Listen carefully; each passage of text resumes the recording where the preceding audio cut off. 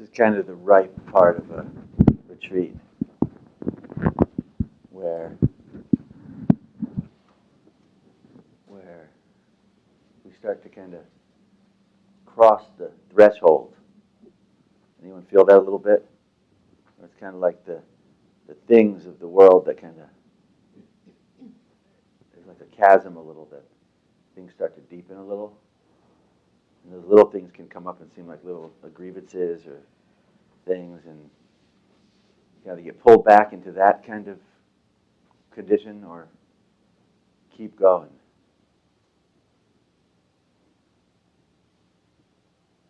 So important morning. I want to.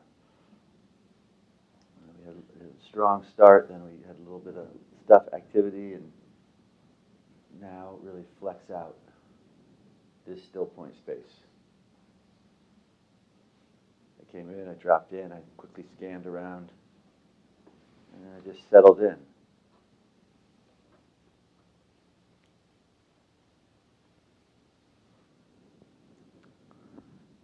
Yesterday, the focus was largely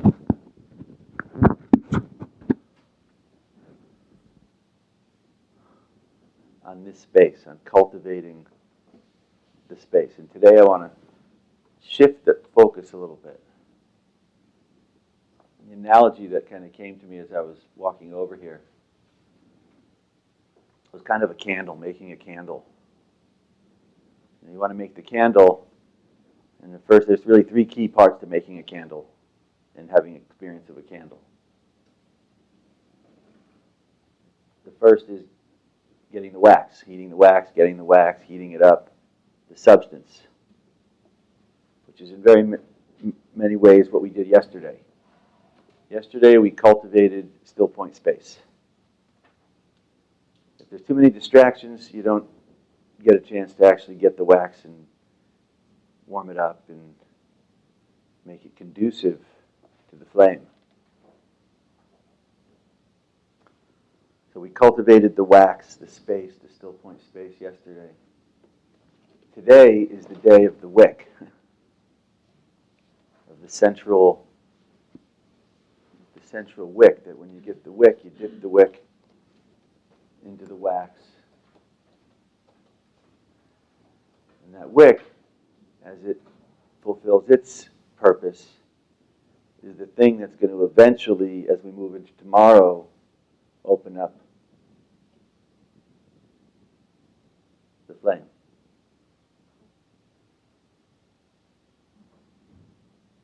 To me, those are really the three key facets of the experience of cultivating this condition.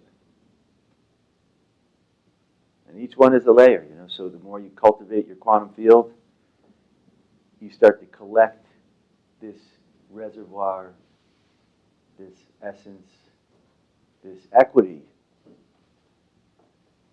of this still point space.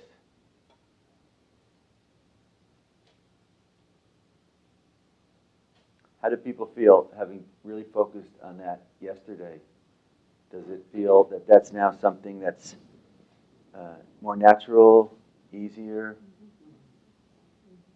See, in my life, when I look at what I do, I look at my going out on my day, my interacting with people. To me, my opportunity, I run this business and do all these things, and those things are kind of secondary. Primary to me is I go around and I'm looking, well, see, how can I build up my quantum field still point space every day? How can that be the mission of what my day is about? As opposed to going around and dispersing the energy that we have connected naturally. See, many people are connected in the same way to the physical, to the star, to the galaxy, and to the universe and beyond. Yet the energy coming through ends up getting dispersed out, which is what yogis I mentioned yesterday referred to as the outgoing senses. Energy comes out and it goes out, and chakras are going out, and getting pulled into this and pulled into that. As soon as we define, it's like going and having a big open field and then saying, well, gee, I'm going to define my garden here. I'm going to put some rocks around it, maybe a little fence to keep little animals out. And I'm going to till the soil. I'm going to start to do, until we define this space and set the reference that this is our portal. This is our sacred vehicle. It's very hard to actually keep that because the distractions of the world, the more you even consider that wanting this, if you don't have the reference, the tools, the world will amplify. In other words, the more that you start opening up to subtle energy, all the things are going to be aware of that. When you turn on the water faucet outside and the water's going, guess what? The soil gets that. It says, gee, I like this water. I'm going to absorb some of this. And the weeds say, oh, water, let me get some of that. And the animals will come around and they'll start saying, oh, good, I want some of this water. Everything's going to want that. And that's important on some level that we have that available. That's why we've been gifted this gift. Yet we want to make sure that we don't come to a retreat like this or do a little bit of work every day and then we open up to that and then we go out and there's a feeding frenzy of everything that's thirsty, everything that's in need of some neutral energy around us. Much better to take the reference in the space to say, okay, this is my space here for cultivating this. Filling it up every day. And then giving it out from that conscious stewardship place of saying, yes, you can have, but not if you're going to flip me into a polarized state. You can't have if I end up having to have what you have. Because then that neutral essence is not going to be present, and what good has it done in the long run? It exacerbates things. This is why I'm kind of condensing what normally is a 4-day process into a 3-day process, and it's beautiful. I actually really, I knew the universe was kind of laying out a different flow form of it, and to me the flow form is very, very simple. We have to cultivate this space. This is the wax. This is our reservoir, and this reservoir induces this wick, this flow, and this flow comes up tomorrow, later today, tomorrow, we'll start to get into ambrosia and lotus and opening. People feel a sense from yesterday of comfort in defining this and dropping into this. I saw a little bit, or considered a little bit of the video this morning from using the laser. And that approach to using the laser, and we're going to touch on the Qui-Fi today, is entirely centered around cultivating still point space. So the injuries, the challenges, the emotions, all of those to me are ripe opportunities because they're kernels of wax. So when we look at the challenges, when we look at the adversities, to me, they're all our greatest blessings because if we can take them and convert them into the substance of which is what they're woven of. In other words, every one of the challenges you're dealing with, if you can collapse those and translate those, you are building up a huge reservoir of equity of this still point space, this still point essence.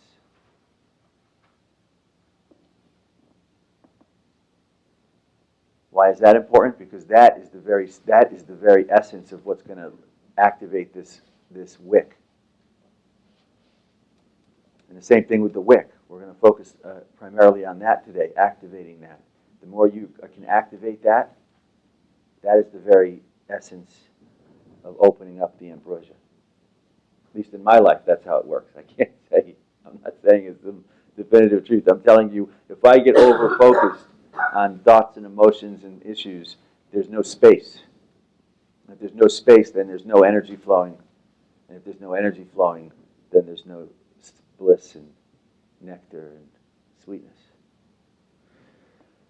So on that note, everyone take a nice big breath. We'll start off and just do very quick what we did yesterday. Just drop in, take a moment.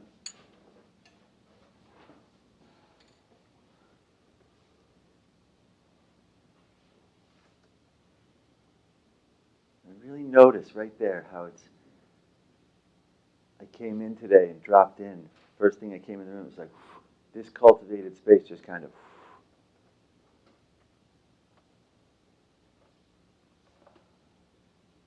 it was holding me. I wasn't holding it. And right now also, it's just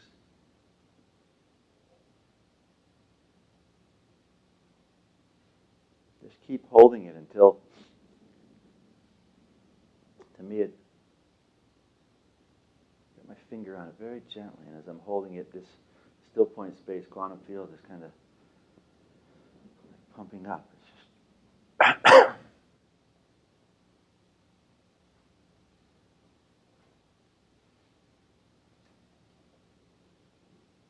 notice when you notice a slight shift in the pulse, change in characteristic, a slight. Right there, I felt the rhythm kind of shift a little bit. Went, that's cue to me.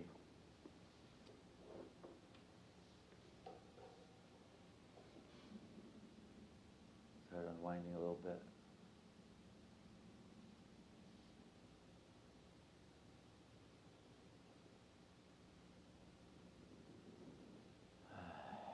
For me, right there, just kind of settled into that new form, that new structure. Energy was here. I held it tight till it, kind of like going up to a dam and tightening it up so no water comes up. Well, the water fills up to the top of the dam till it's about to overflow. And then you say, oh, okay, great. Now you release it and it expands and goes out to the larger structure, which to me is what I call the quantum field. I got a couple of questions yesterday about the quantum field. Is it the larger field? Is it the same thing as the field? To me, the quantum field is simply the envelope that surrounds the body. That's how I use the phrase quantum field. I also call still point space. Now, simply go around. Tend to your still point space. Just go around. This is your garden. Just go around. Make sure that the little rock fence, the laser saber, just envision it going out.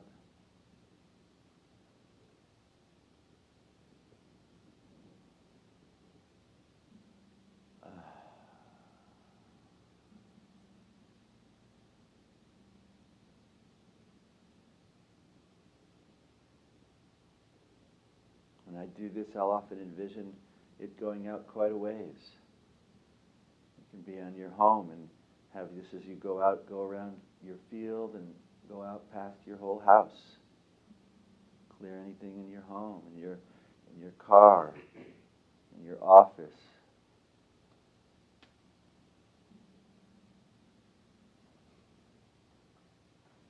I don't clear other people with this when I do it. I just clear any connection to my field. And I always, when I do this, my view is that this very laser is simply a beam of neutrality. This is really important. This is a beam of neutrality. And so it's not cutting it, it's not some weapon, it's just it's neutralizing anything. And I always say, if there's someone pops up, this is about me saying, I'm not disconnecting with you, friend or family, or it's not a disconnecting and banishing. It's a cord cutting of any cords of polarity, of emotion, of thinking, of energy, different dimension energy. And my reference is, I'm still here with you, only from a place of neutrality. If they're not in neutrality, then they have to reorganize. It's their work, it's their responsibility, not ours. All right, good. Right there, just dropped in, back here.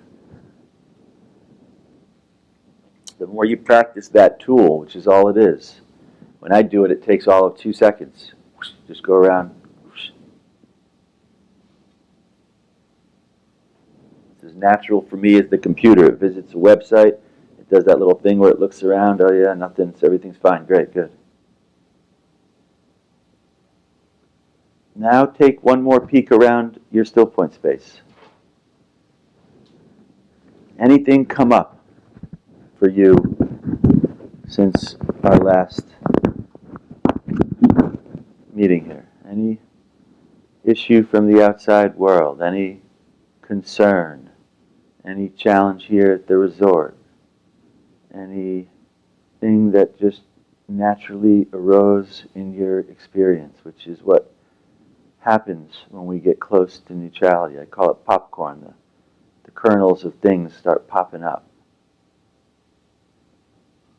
If anything's come up or something that's been, if nothing's come up, great. Is there anything been coming up in the last few months in your life a lot? A certain emotion, a certain nagging about something. Well, just pull it up here.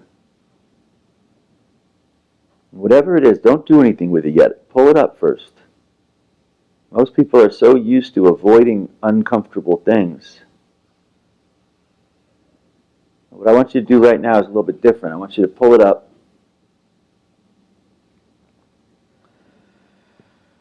And almost turn it up a little bit. Almost keep it here in the focus. So I call this cooking. And for me, we have to be comfortable. If people are so uncomfortable with uncomfortable things, the way to deal with that is pull it up and cook it up a little bit. And cooking it up for me is like going up to it and kind of embracing it. Just saying, oh, gee, what are you doing? What's happening here? And getting cozy with it and just saying, hi, what's cooking?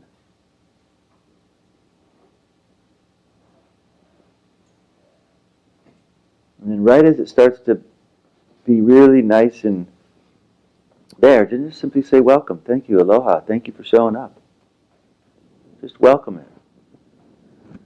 Really what we're welcoming is the essence inside of it. We're being real and truthful with it. We're saying, we welcome you. See, if we resist it, whether it's good or bad, if we resist it, we're basically resisting the very essence that weaves it.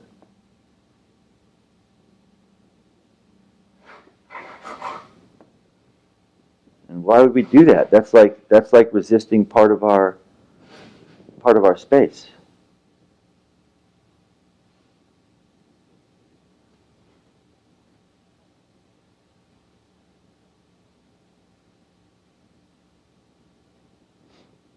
As soon as I welcomed it, it shifted, it dissolved.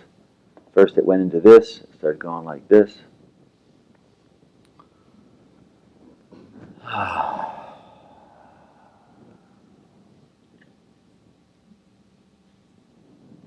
Notice for me, I just checked in with my quantum field. It's like, whoa, my heart kind of opened.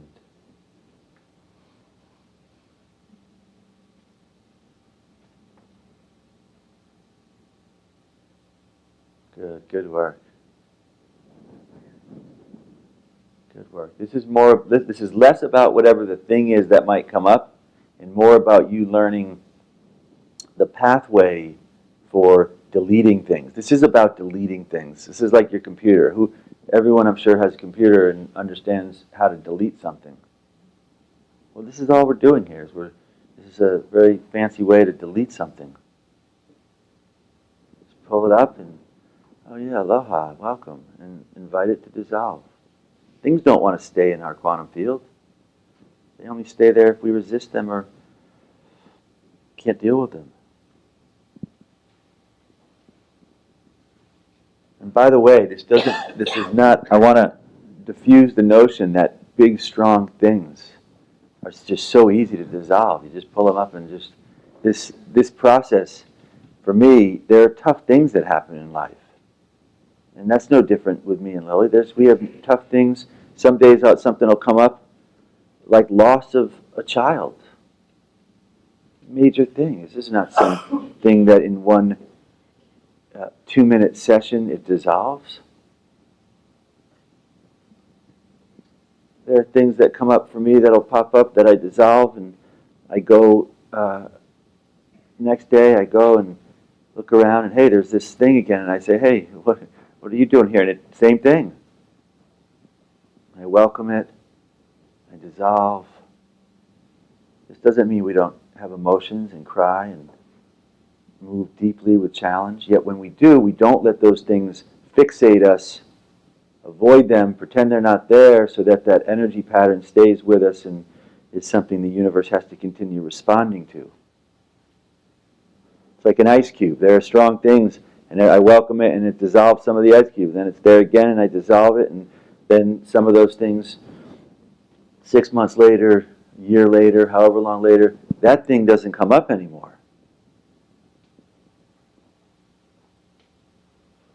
To me, the key is early on being comfortable dissolving things.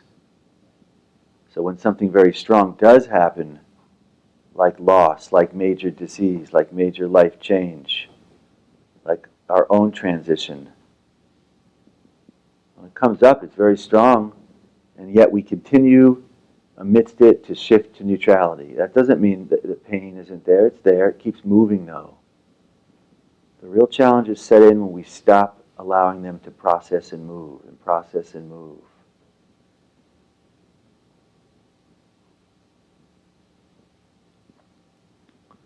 One more. Look around one more. Is there anything else, whether here today or in your life lately? If there's something, just pull it up. Get comfortable.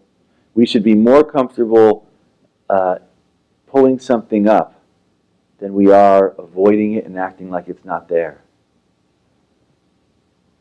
In my life, it's uncomfortable for me to have something in my field that I'm not dealing with. That is where the pain sets in for me. And that's why all day long I'm looking around for things. If there's something that's not allowing the field to flow, to me it's excruciating. I have to find it. So look once more and just take a survey.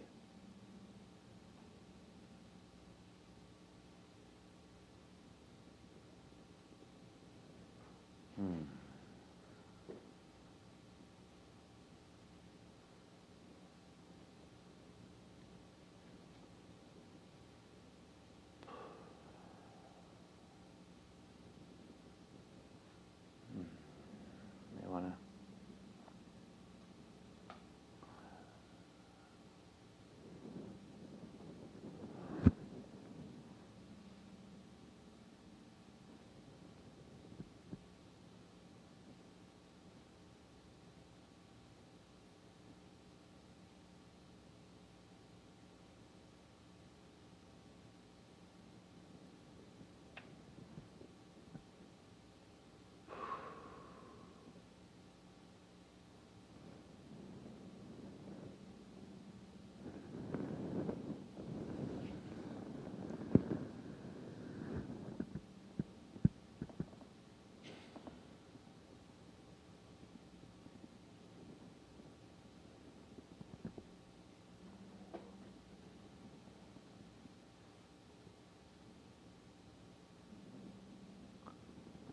notice when, for me, it went like that for a while, and then right there, just hit the reset right back in.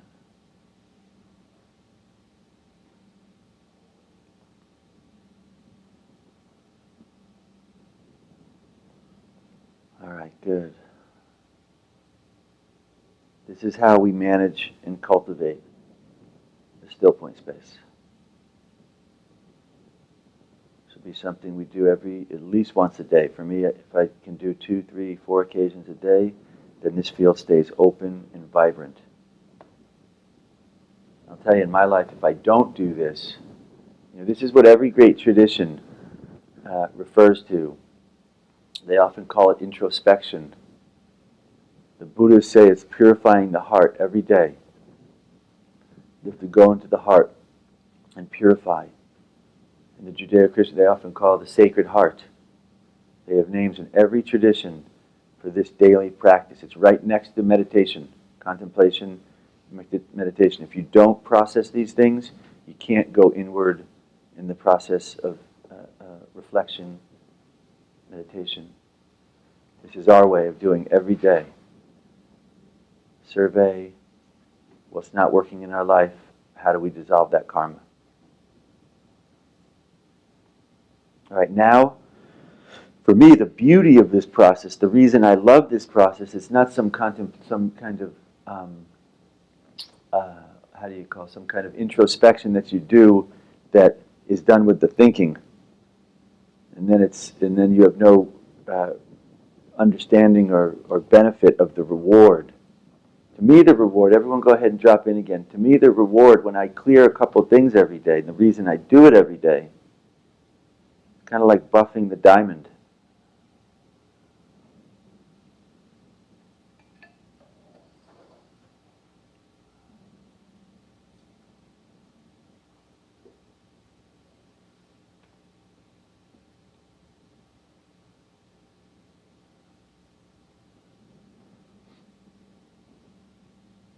You buff a couple things and then it starts to sparkle. So check in right now. Check in with the root, with the base of the spine. This is, before we do that,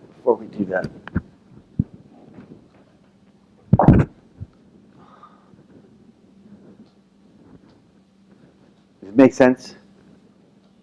This reference of how every day, the primary objective of our care is not the body.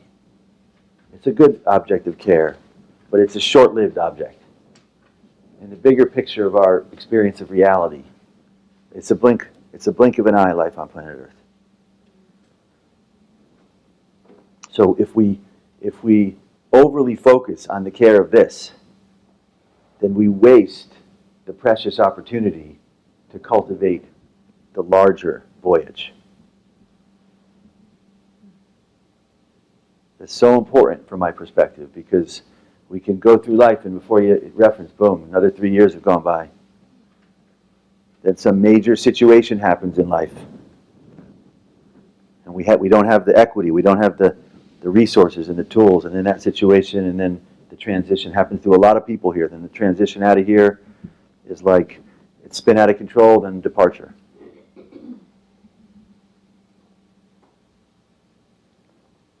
What I'm suggesting is that, and this is nothing new, every great saint, every yogi, they say same thing. They say the human life is a precious treasure. To get the human birth is a precious jewel treasure. Of all the things we could have come in this universe of hundreds of billions of galaxies, hundreds of billions of stars in each galaxy, how many kinds of forms could we have come in and arrived into? A lot of forms. We happen to have picked this one jewel, arrived in this one jewel that has this amazing thing, this life process.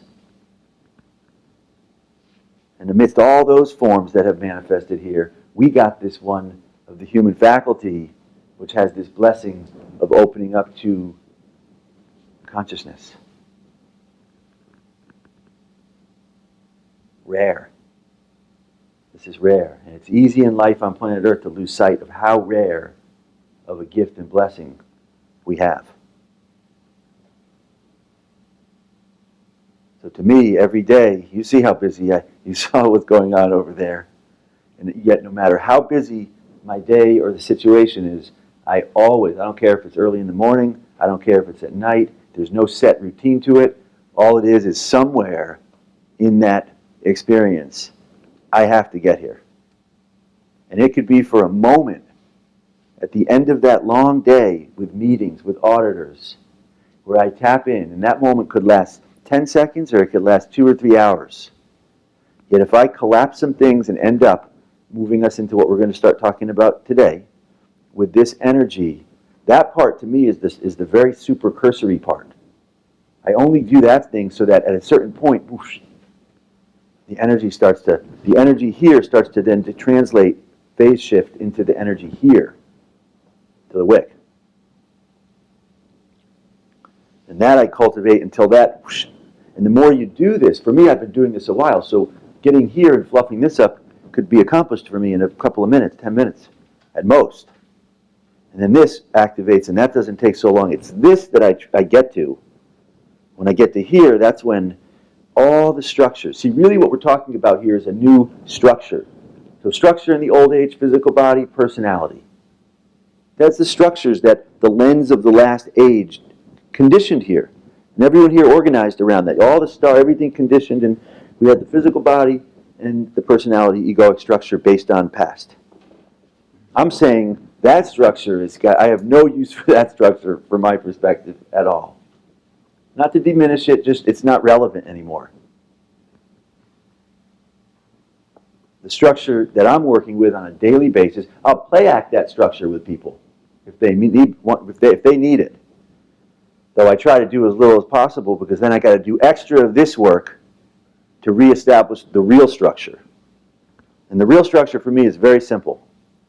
Quantum field, this is my body, this is the subtle body. And every yogi, you study the real yogic treatises, comparative religion, where you go and you read this stuff. If that whole I be single, energy along the spine, open up this space. Die daily, collapse all the other stuff, open up this space. Every true society, true religion, true yogi, true alchemist understands this process of withdrawal from the outer things and forms.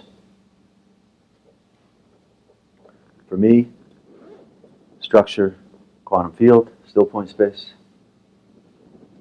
that dissolves into the energy along the spine, which is the medical symbol, by the way, the staff of life, tree of life, that flow form up the spine, which then shifts into the flowering, the lotus, the portal into consciousness and the beyond. The source. Whatever names you're comfortable. Light. Love. So that kind of sets a reference. I want to shift gears and jump into some... Let's get up and do a little movement first and then we'll get into some activation. How's everyone doing? Everyone doing okay? This is the fertile. I tell everyone at this point in the retreat, be really easy. We're all kind of frazzled from the influx of a lot of energy. A lot of our structures are they're not sure. It's kind of like going on a trip, and you go up the first leg, and then you got to cross over. I used to be a mountaineer, and so you go up, and there's the glacier. You got to put on your crampons, and you're looking at these crevasses. You're kind of saying, "Gee, do I really want to do this?" Do I really want to be roped up and going over crevasses? Yeah, I guess I do. That's kind of where we're at right now. Old structures, so be easy, okay? All right, everybody, go ahead and get your root.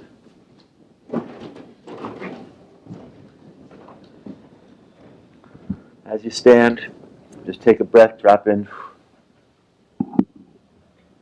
Often before I go, I'll go a little bit side to side. Just kind of feel the real estate on your foot. Feel how your foot touches naturally to the ground currently, and then kind of move around the foot. And just kind of feel the parts of the foot that normally you might not be on, the outside part of the feet. This is all, I tell you, there's some great pressure points. I liken this to really good oceanfront real estate that we have on our feet that a lot of people don't make use of. Bend the knees a little bit, feet shoulder width apart roughly, and then simply move right into it. Go right up to the toes,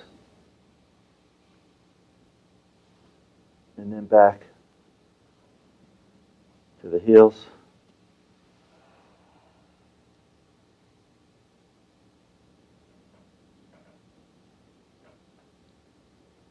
And up to the toes again.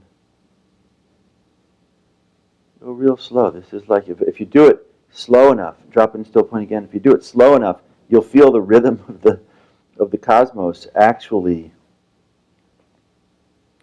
the thing that's moving it. All the way forward. Now as you're going back this go around, slow down as you go right over the arch central area. For me, as soon as I went over there, it's like drain, just kind of water in a drain. The suction just kind of suctioned me in.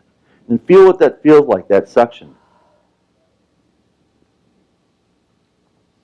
Tell you, I learned some of this from a little Taoist in the East.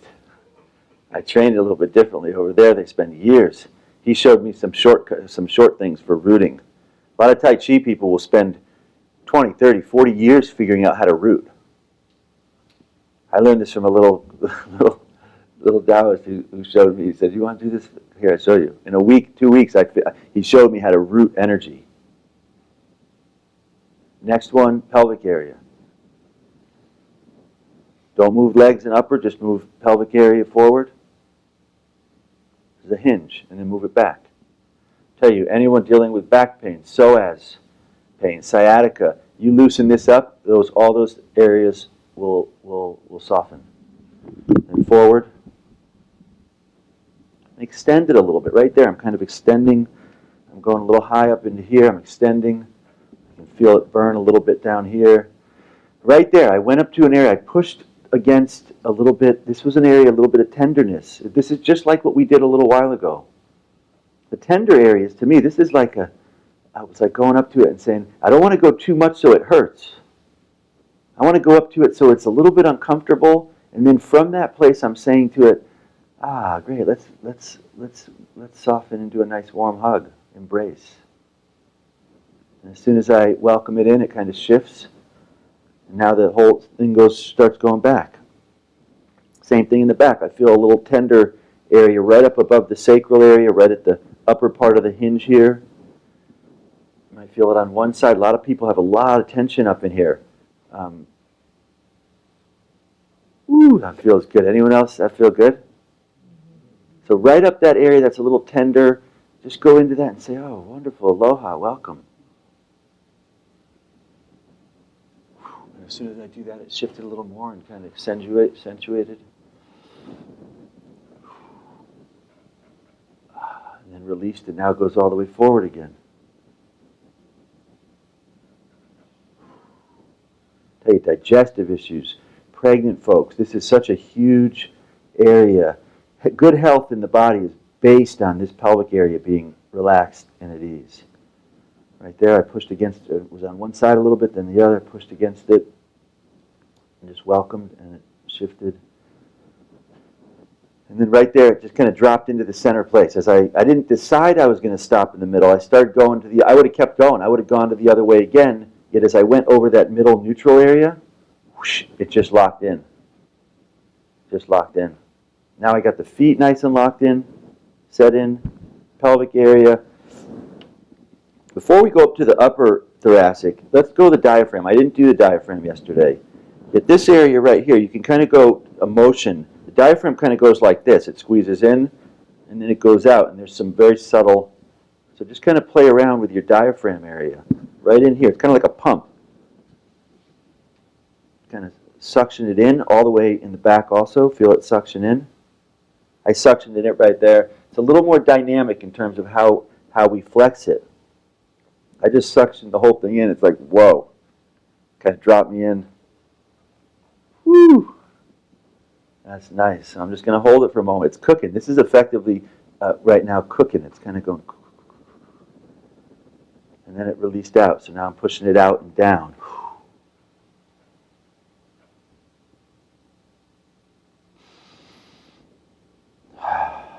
Now in again. The more you hold your space in your quantum field, really open up, drop in, as we're doing this, drop into still point. Use this as an opportunity. Drop in still point. As you're doing this physical, open up the quantum field. And notice what happens as you open up the quantum field. For me, that pump action keeps going. It's almost like the quantum field is moving it. I'm not moving it.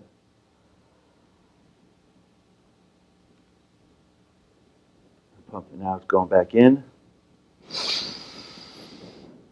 And then it just dropped in. It just dropped into the central place.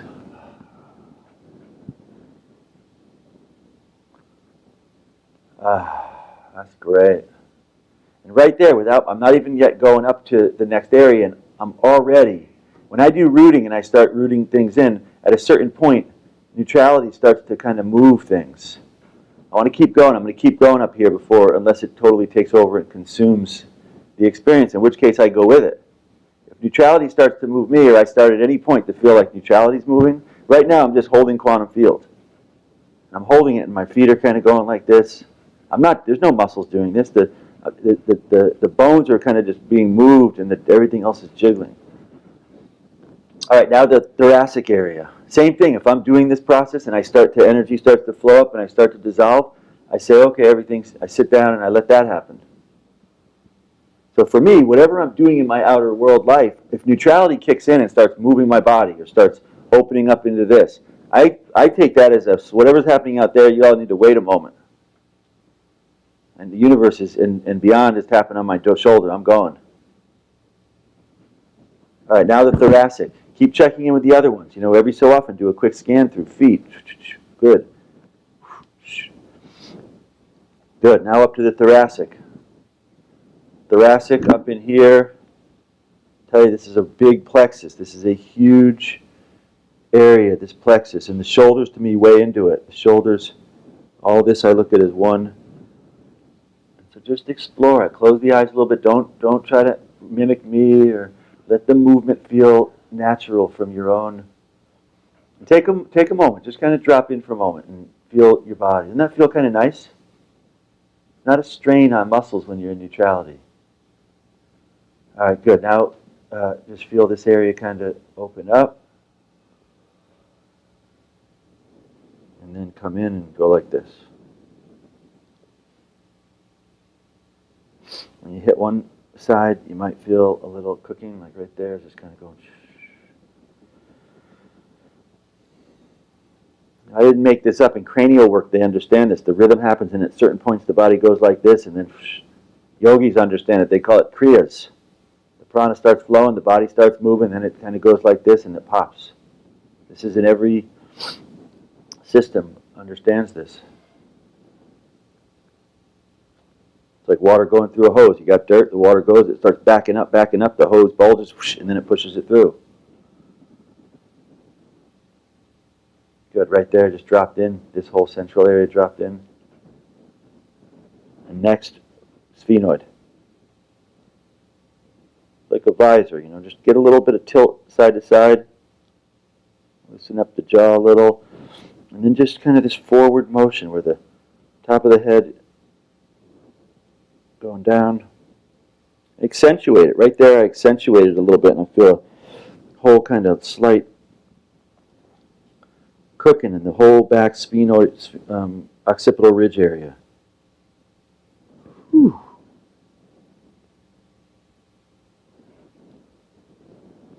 And now back.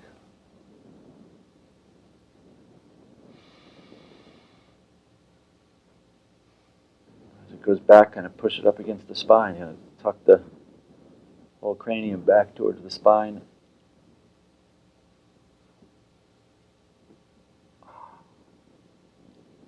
And back down forward again. Just like a motorcycle helmet. The visor. If you feel a little tender, a little discomfort, that's okay. Just go up to it. Welcome it. Good. Welcome. Aloha. Go right up so it's not too uncomfortable. Go up to it and then pull it back and say, gee, I don't want you to be uncomfortable. Just like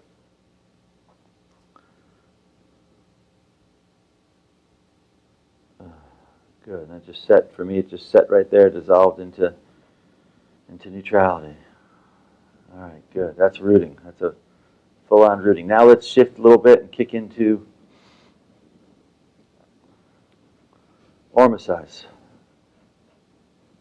Just start with a very subtle motion like this as I'm doing it. I know it's neutrality moving because I'm shifting, I'm dissolving into still point. I'm going, that feels good. Just start. If you don't feel that move right away, just move the legs and keep relaxing as you do it. Keep relaxing. You can place the tongue at the roof of the mouth.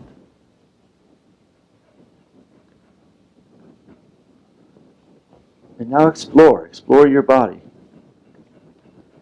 Start a motion. I just start it, and it's almost like I'm just getting a little inertia to it and saying, just start a little. See how it goes.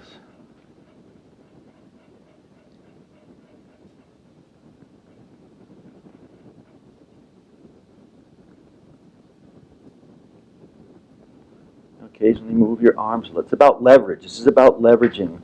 Moving to a new place and then just jiggling all the muscles, the nerves, the myofascia, the meridians.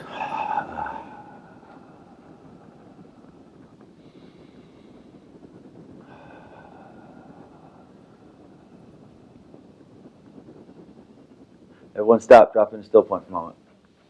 And this is not a long 40-minute process every day. I do this at different intervals, maybe 10 minutes, 15 minutes, until there's so much energy and bliss flowing that I have to sit down. That's how when I stop the process.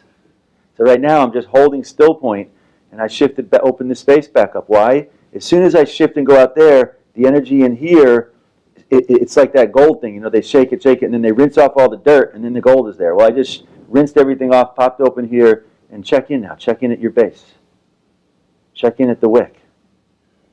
Anyone feel a significant difference?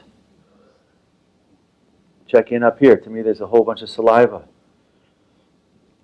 Up here is nice. So that's good. I'm going to just, the heart, nice open. This is how I cultivate Ormus every day in my body. Forget about taking Ormus. There's Ormus, and we'll get into this a little bit later today. Ormus is another state of matter. It's the fourth state of matter. Ether, plasma, prana, chi. You want to cultivate Ormus? Well, it's in the air. It's in the space. It's all around us. We got to, every day, cultivate it. Right there, just kicked right back in again. Sacrum, I feel the sacrum really going like this. When I do this motion, my goal is to flip the sacrum. It's going to go. Why? Because the sacrum is the key. It's a key area for activating and cultivating energy that's going out, invert back up and in. Occasionally I'll do it that way, then I'll do it with both. As I'm doing it, I'm cognizant of my central pelvic area just being loose. I want it to kind of jiggle out and be loose. Now as I do it, really feel, as you do this, feel your organs. Feel the chest area, the lymph nodes, sexual areas. Let everything jiggle. Everything has lymph. Everything cells. Shoulders. Everything else stopped for me right there, and the shoulders kicked in. Tilt them back and let them kick in. And right there, it stopped for a moment. Just kind of went, pulled in and said, well, hold on here. Some energy. When it stops, it's saying, oh, there's some energy here that wants to get released into your space.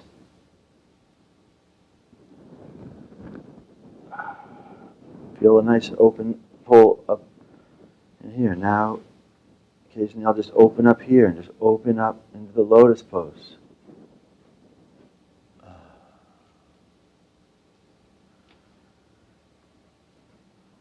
Tell you, I love doing this outside under the stars or at the beach. I do this and it's like, great, I'm now an Ormus generator of the universe. I open up my field to say, Ormus, high spinning energy of the universe, come and fill this space. My teeth, let them be cosmic crystals. My lymph, let it be substance. My white matter in the brain, sexual fluids, the cerebral spinal fluids, the lymph. These are all high spinning substances, DNA, that are designed as cosmic receptors. The hair, silica, crystals. All right, now just take a moment. Everyone, again, check into your rooting in your feet. In fact, I checked into my rooting. Anyone feel totally like their feet are rooted in? And feel that pulse. Feel that kind of pulse. That pulse for me is like...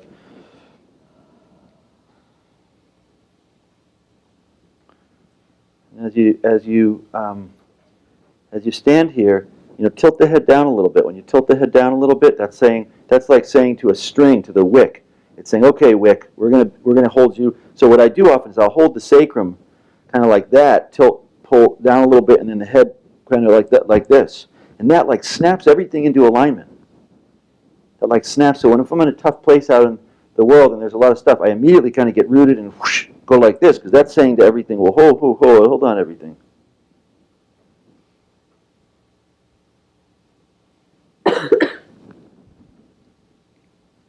See if you notice that pulse. That pulse is kind of moving the whole, kind of going.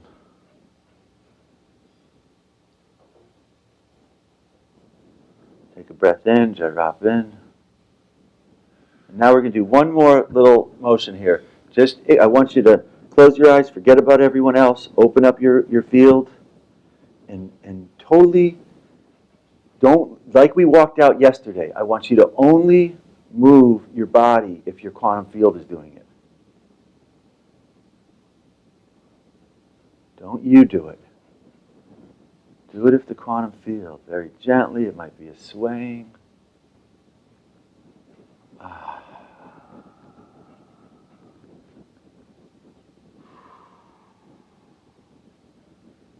Right here, that's beautiful, isn't that nice? Right here, this is the essence of Ormasize, right here.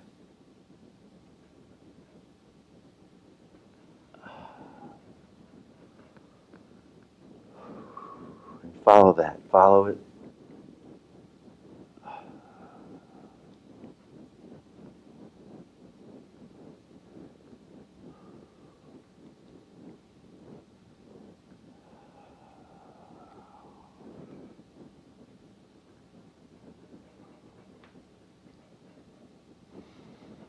See where it moves you.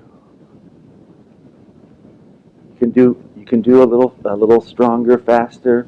Yet stay in that frame of the quantum field moving. When I do this hydraulic kind of field pumping, I'm doing it, but I keep relaxing so the field is what's doing it. I want the field to pump up the field. I don't want to pump up the field. What do I have for the field? I don't have anything. The neutral field can pump up the field. It's like air pumps up the tire. The air can pump up the tire because the air is everywhere. You want to pump up this space every day, then keep relaxing your perception out, out, out.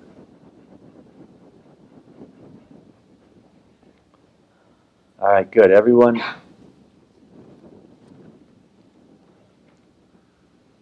relax.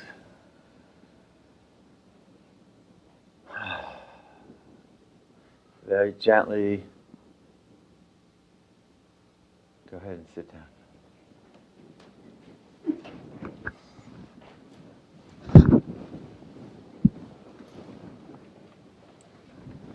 As you sit down, after I do Ormasize, after you sit down, drop right in.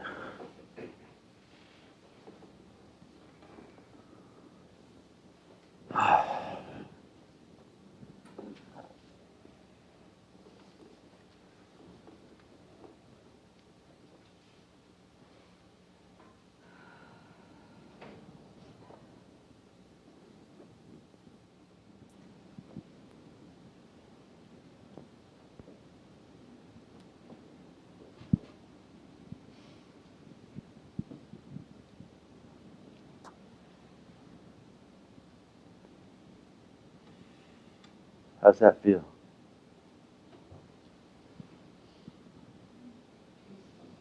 Good.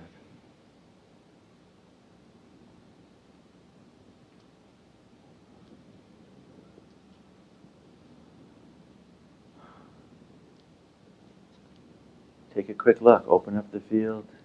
Use your process. Clear the outside of the field. Then check in. Now check in with the root, with the base.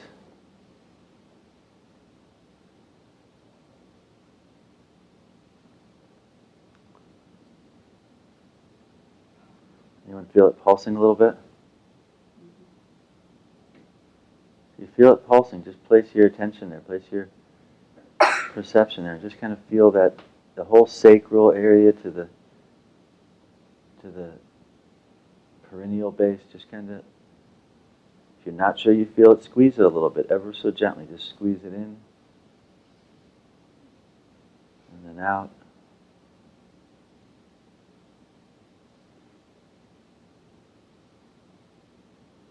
And then in.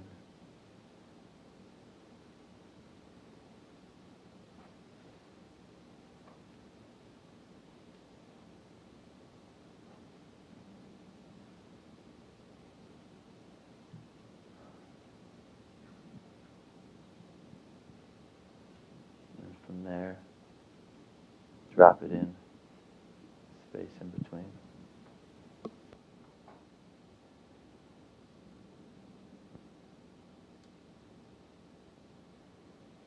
See if you notice when it drops the space in between, if you notice where energy goes when that happens.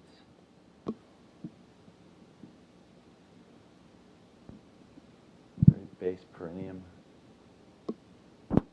What's often called the PC muscle.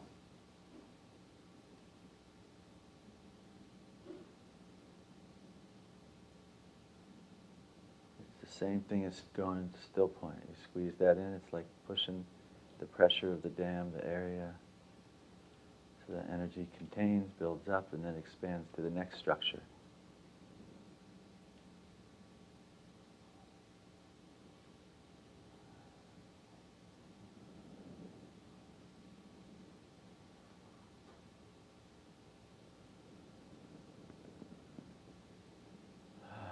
To me, the energy then shifted and went up to the sacral area. This is really important right now as we're entering a new season to clear the old season chakra structures. These are like the old programs for the last age. So energy now, the whole sacral area is pulsing. Anyone feel that a little bit? And just drop that one in. It goes in and out, and drop that one in.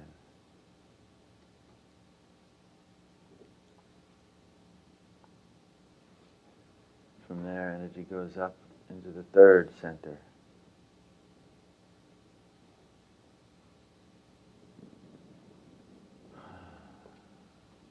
Notice at each one, notice the language. The language is, it goes, it starts in and out a little bit, then it shifts, opens, builds up a little bit, opens and shifts and goes to the next, into the heart.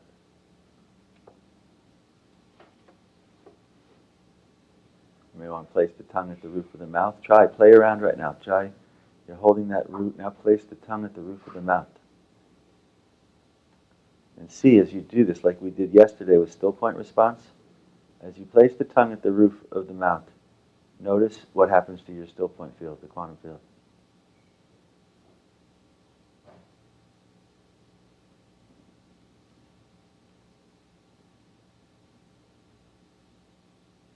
For me, the heart just kind of opened. The energy shot right up, trying to shoot, went right up to the throat, opened.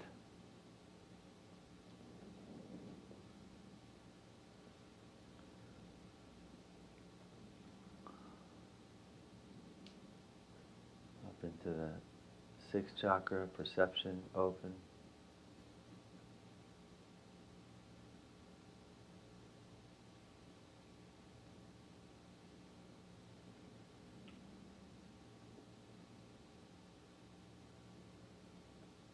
To the crown.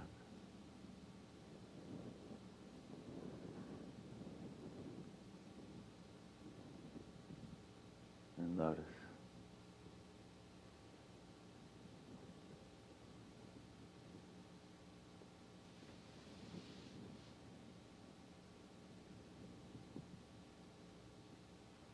Now notice with your tongue,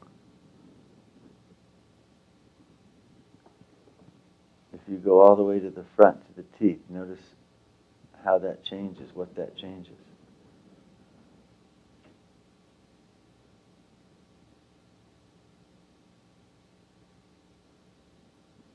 Notice how it changes in the energy flow along the spine.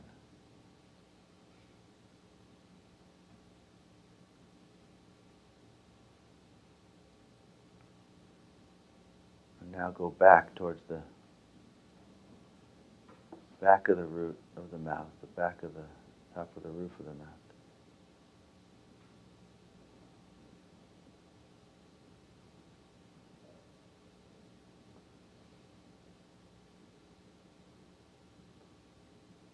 And notice if you see a different center, a different area in the body, along the spine.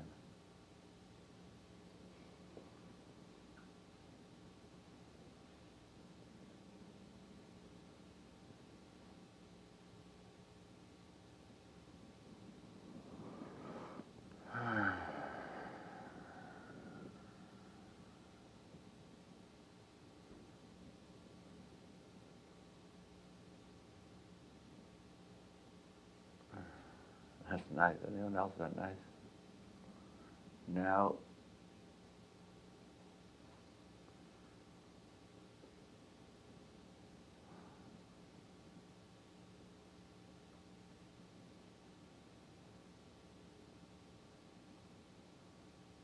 this is our way of tuning into the different higher states of consciousness.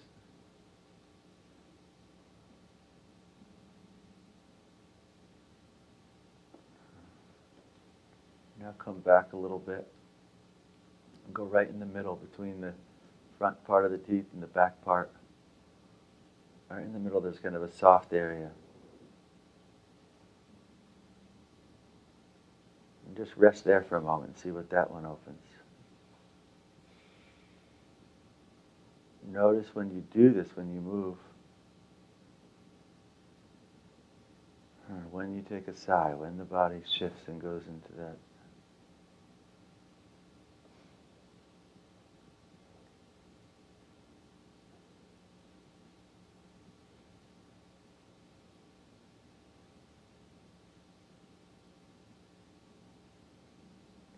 Now take a moment and go all the way to the front and the whole range. This is like the spine. This is like the entire spine.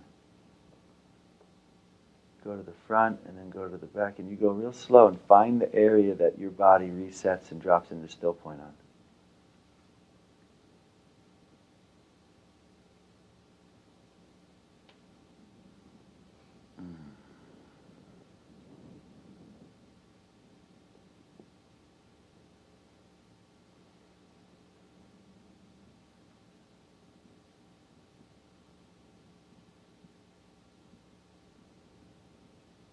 Find that place, just rest there for a little bit. Relax there, dissolve there, welcome there.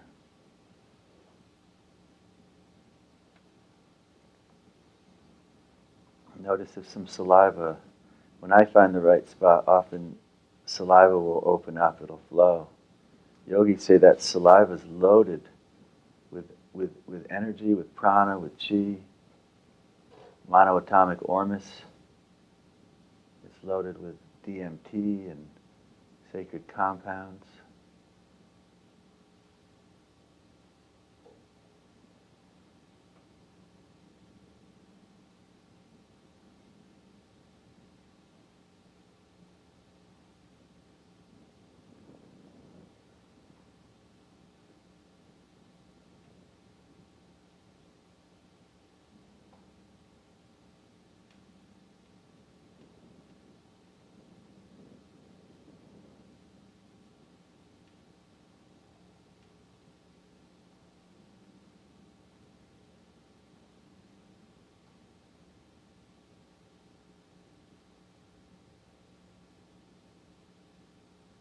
From this place, just kind of check around, check your field. Go freeform, look around, do a process or two, dissolve. When I do it's at this point when I do this kind of a process that for me I usually dissolve out for a little bit. I allow whatever consciousness I'm opening up to, allow consciousness to fill in this space of the structure of the quantum field.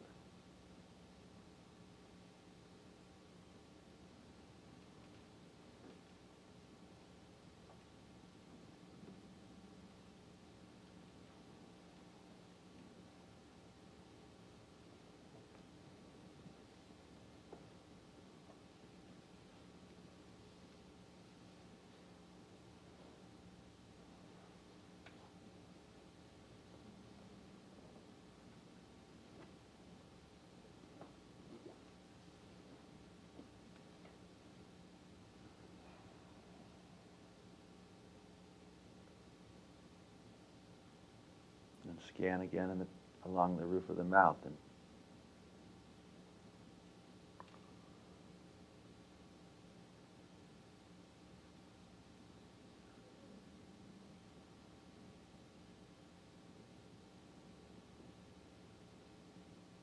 squeeze the root at the base of the spine.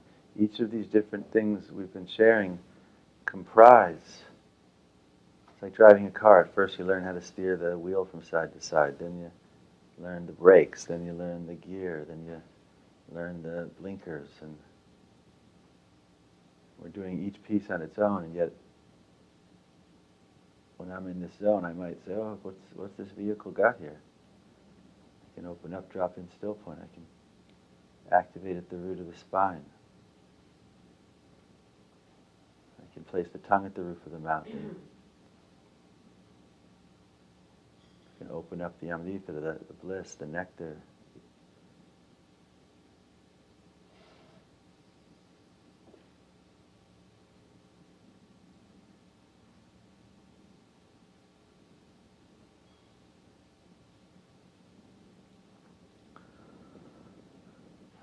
Good.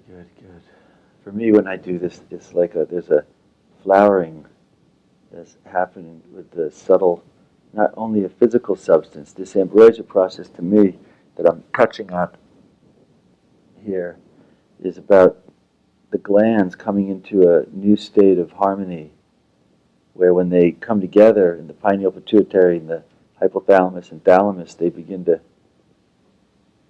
yogis call it the crystal cave and the elixir that happens when these glands come together, and they only come together when this neutral essence is flowing. So the wick is what enables the flame flowering. And that essence is part compounds being released. In India they call it Kachariya Mudra. It's a release of certain compounds in the back.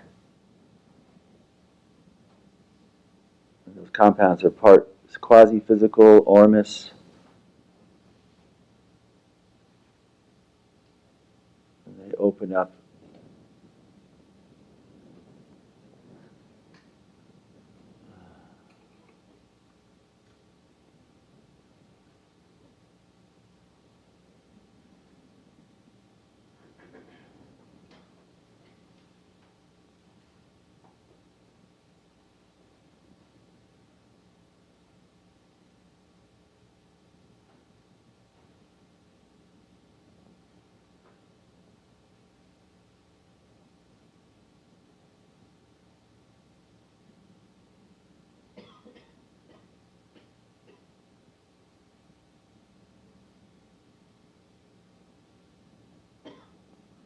All right, good.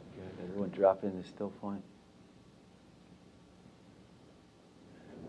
Open up the still point space, and after a process, for me, that doesn't matter if it's a basic process around an injury or a process around using the portal for opening up to manifestation, which we're going to touch on later, a navigation, whether it's an alchemy, whatever I do through this portal, when I'm done, I drop in and just reset and strengthen, fluff it out, strengthen this. When I interact with outside things, I want this to be strong, and I want this to be my interface. My goal isn't to interface with people from a state of total bliss. Not that that's not nice, though. Most people outside of retreats like this have no reference capacity to interact with it.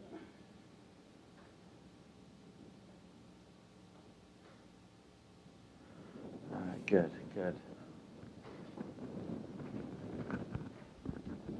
How's everyone doing?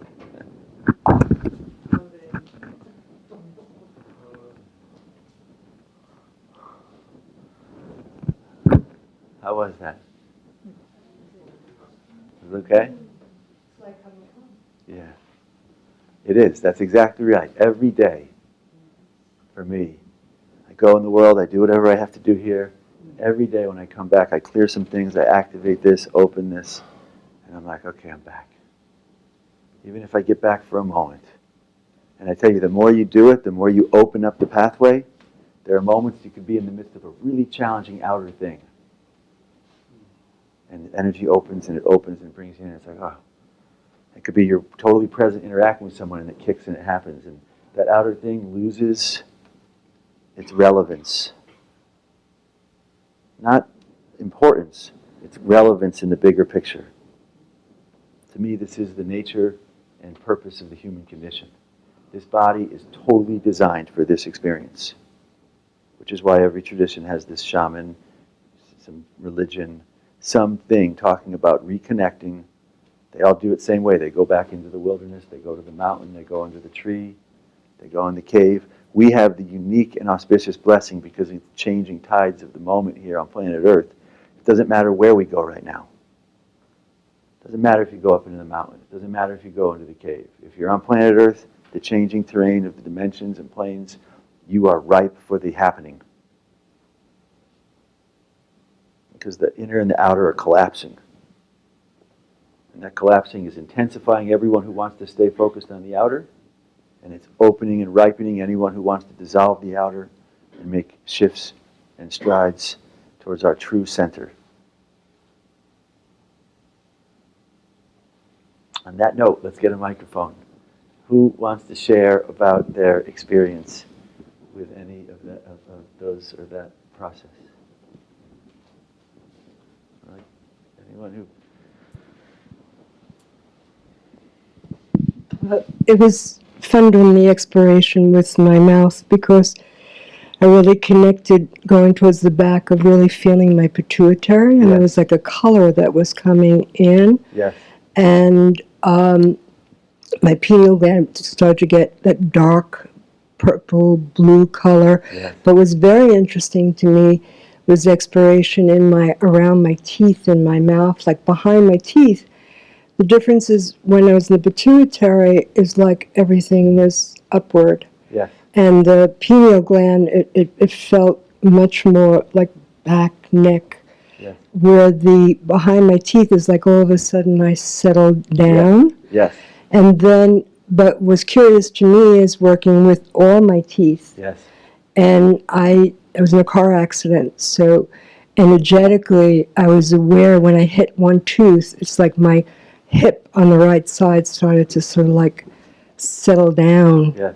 And as I was in this space, it really did feel what you just said is like the pituitary and the pineal gland and probably my adrenal glands. All of a sudden, there was this light that shot down through my body, but very gently and opening and expanding. Yes. And I just felt like when I said coming home, because I felt, all light moving through my whole being. Yes.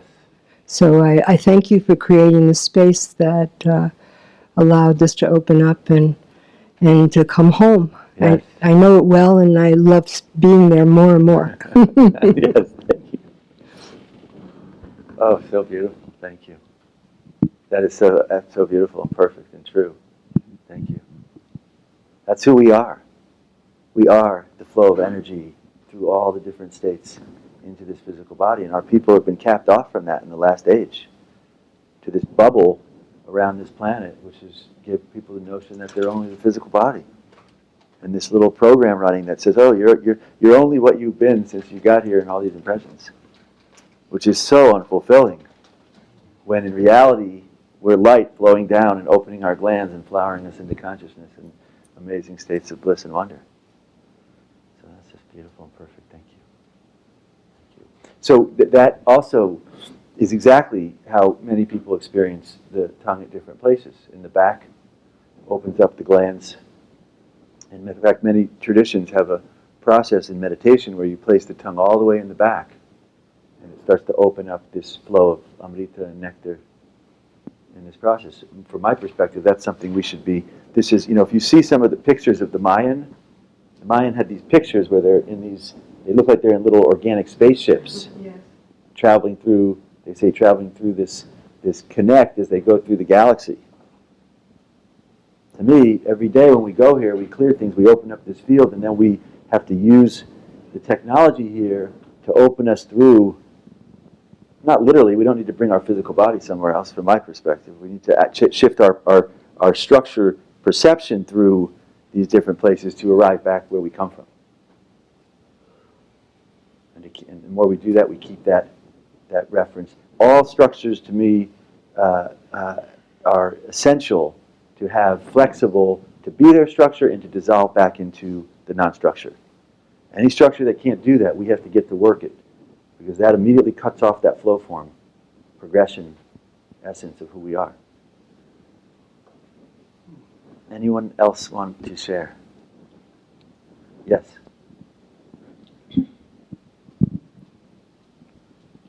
Everyone got how that piece, each of these little kernels, to me, we build on it a little bit.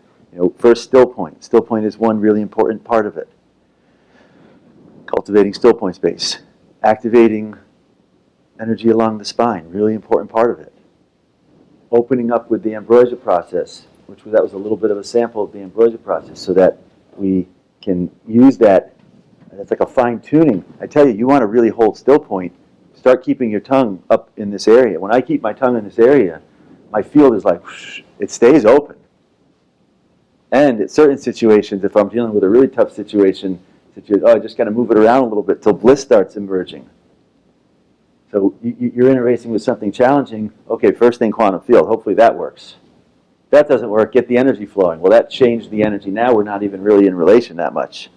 If that doesn't work, go here and dissolve the whole experience, and we're not even out here anymore. All tools that we can use, not just when we're sitting in a cave, tools that we can use to manifest in our reality.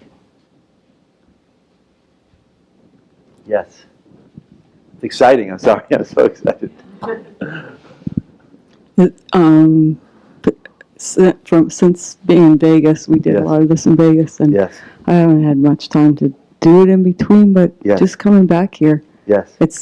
each time it's getting much easier Yes. to find these. And when we were doing the Ormasides just now, I hit a few places of big resistance, feeling nauseous for Yes. a little bit, emotion for a bit, Yes. welcoming that. Yes. And then when we did the tongue, Yes.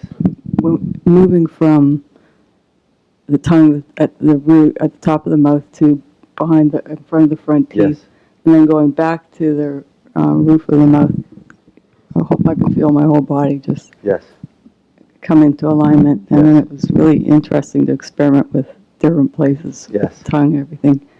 Like it's something I really want to keep playing with. Yes. 'Cause it's really It's incredible. a big one. It's a really, Yeah. that's usually there's certain parts of the teaching that traditionally yogis and different practitioners, they don't share openly. The tongue in that kind of art and science is one of them. It was usually passed down only to even amongst larger disciples, it was an initiatory process that was passed down only to certain. A lot of the teachings don't get into it because it works. I don't know why in the last days they didn't just give it everything out, but it's powerful. That is powerful. In fact, particularly for folks that are going to things like alcohol and other strong things, you want to go to something that is powerful every day.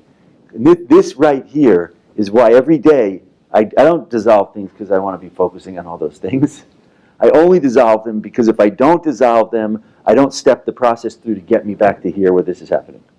If I do dissolve them, I get here, and I'm resting here in a state of pure consciousness. The physical structure is dissolved, the quantum field is dissolved, this structure is dissolved, and all that remains is this expanding state of consciousness. That's my goal every day. Like the diamond, buff it, buff it, buff it, until it starts to sparkle. Yeah, because through all that, eventually I got to that place. But it was a process. Perfect. Yeah. Perfect. Good work. Good work. That's why these retreats, I tell folks, that's why these retreats are so that you leave here. And it's very common people leave a retreat. And I want to just do a little bit of aftercare around the retreat. It's very easy, it's like we've pulled in all this neutrality. You go into the world and what happens? Well, all those things are going to say, oh my goodness, and everything's going to be grabbing at it. Because everything is starved for the essence of neutrality on this planet. So it's really important, and we're going to focus on this later today and tomorrow, to really consider when we discuss manifestation, how are we going to re-entry back in? How are we going to set up a little bit of a reference and structure so that when we re-entry back in, we take this with us and we keep it intact, and we continue to grow it and foster it. So we're gonna work on that. Good. Thank you. Yes.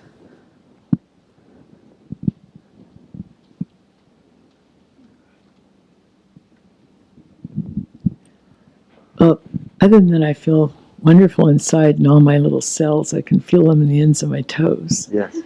But there were just a couple of visions that came when it came, and we were doing the roof and the mouth, and I thought, oh my God, it's been years since I've done that. And it was too much strain to go too far back, but I found a perfect little spot. And at that point, I laugh when you talk about I go, what do I see in my head? And there's this little Mayan guy with big lips. Those the Botox lips. And he was just sitting there, and I thought, that's what he's doing. In his head, I'm looking at one that does that. And then the other thing that happened years ago, it was an Eckmaster from the Eckankar. I was sitting in the front row at a place, and I was just invited to go, and I didn't know him. And he was like a Mr. Smith, and he just told Shaggy Dog stories. And he began to, and the whole room began to disappear, and it was white, and all I saw was streams of light coming like a fountain and coming out the top of his head, but he didn't have a body anymore, but I could see like an energy form of it. And I looked around the room, and I couldn't see anyone else. Everything had turned white. And that just was a vision that came back. I don't know that I was experiencing it, but it came in my head for a good reason, because that was like 20 years ago or more that I had that experience with around someone like that. So it just gave me inspiration. Good, very good, thank you. That's so, one of the things that many people on planet Earth have had right now, and our people that have been coming here, is experiences, whether it's with a teacher, whether it's with some strong life moment where someone transitions, some shift qualitatively, whether it's taking something in the 60s or the 70s or the 80s or whenever, where something opened. So many have accessed these different states. To me, the key to this process is daily stewardship of that. It's not enough that we had the experience once, and it was there, but it's not under our conscious stewardship. To me, the experience is not so relevant if it's not something we can pull back up, if it's not something we can integrate into our reality and begin to reorganize how we hold our experience here as conscious beings. Yes, dear Kalan. I just feel like I'm reestablishing, this is helping me to reestablish the commitment to myself to cultivate this practice on a deeper level.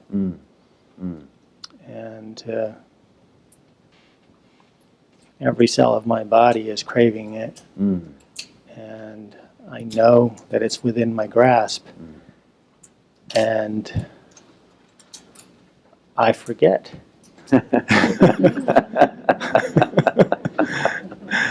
And I just so appreciate your gentle and generous calling to remember and awaken. So thank you for encouraging us and me and this space, and also guiding us so beautifully into the higher levels of this possibility. Beautiful. Thank you, brother. Thank you.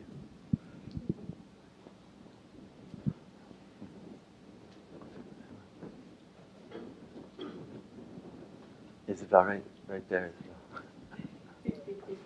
And then we'll come over here and then we'll... Thank you. This brought into play while I was sitting here, remembering the inner smile meditation, where you smile into the saliva that gathers in your mouth, and you swallow it in 3 parts to help heal, because all of a sudden my pancreas was, telling me, I need some energy, and then I followed it down to there, and then it quieted it down. And that was from Stephen Chang's internal healing exercises. And then it brought, made me also feel that I was sitting in the lotus at my 3rd eye in that state of bliss. I remember that. And then I also saw one of my teachers going around my field, establishing that the clarity, the protection while I was sitting there. So it brought into play all these, and Mantak Chia's, microcosmic orbit on my head. It's all coming together. Mm. So thank you for allowing this field to have this come back. Beautiful, thank you. Thank you. All good, great teachings. We're going to touch on something in one of our next sections that we call ether size, which is to me how I activate that vital essence. It's kind of the next piece to the Orma size. It's very easy, and it activates and supercharges that, so we can use that ether for anything. We can use it for organs. We can use it for blood. We can use it to activate energy. And it's a nice piece, which sounds like it dovetails. And all of Mantak Chia, many of the people, beautiful, beautiful brother, has laser, and I have much respect and appreciation for Mantak Chia. Thank you. Yes. I'm having kind of a different experience for myself where I usually, see things and do things. For me, I'm just having no thought, no nothing. Mm. It's just pure being.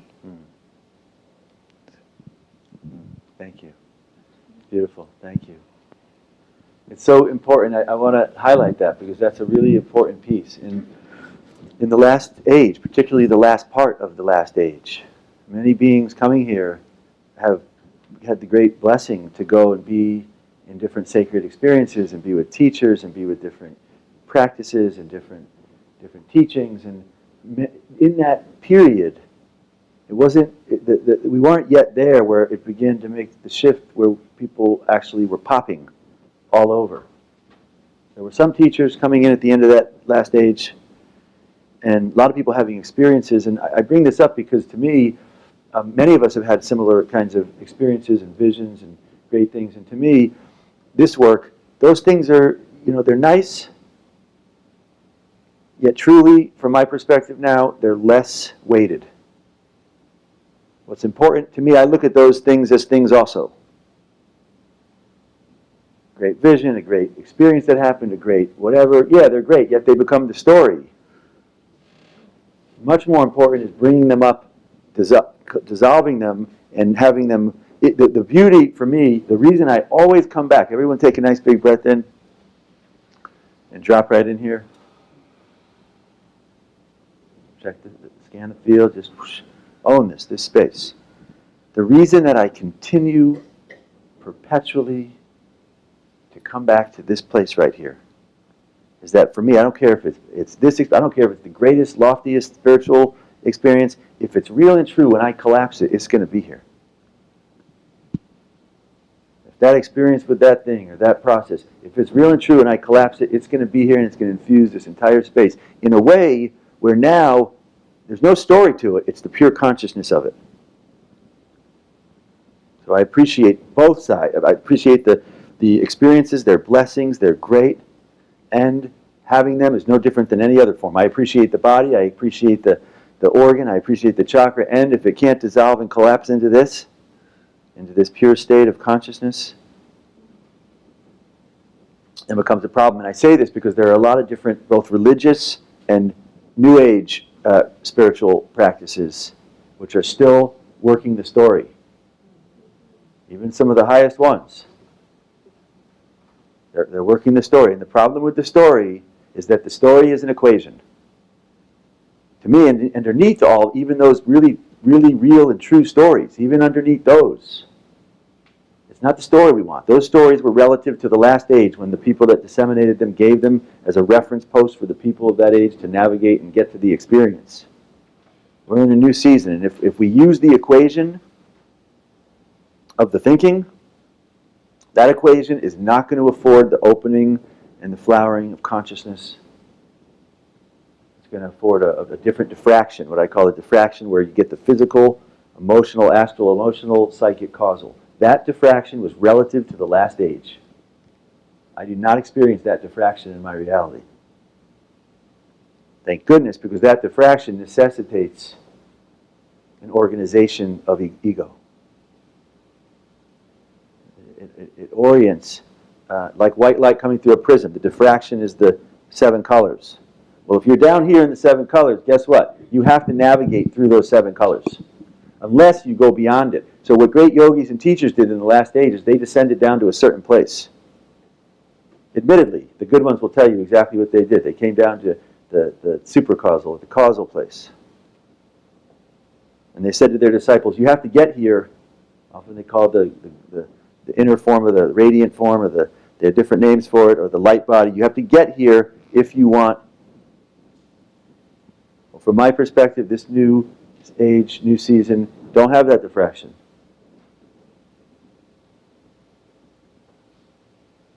Which is good, because that diffraction is what created suffering. The question is, do we want to contribute to that perpetuation of that diffraction and that experience of suffering and karma and all that? And then you have to leave the body to go home and get salvation. You got to leave the body to go home. That's great. And you get to do that, most people, without any real experience. Is there any? Do we really have? Is there a really?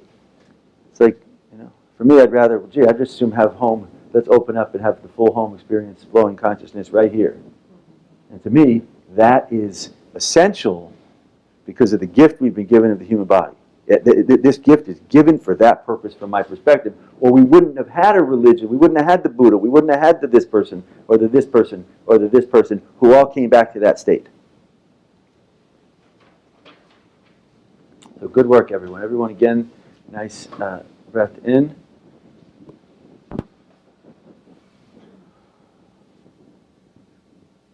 And collapse. Even all that stuff that we were just talking about. Welcome it, dissolve it.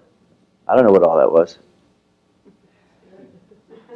The problem with all that stuff is, even though it's referentially helpful, it can challenge people's beliefs, their structures, their this, and I don't want any of that, so just collapse. I'm not attached to any of that. New moment. What was all that? Who knows? Dissolve it. Don't be attached to your previous spirit references. The reference is only relevant to everything that's happening in that moment or before. The new moment, we've got to be able to jump in, have nothing there, and to establish a new reference. Good. All right, good. We're going to take a little break.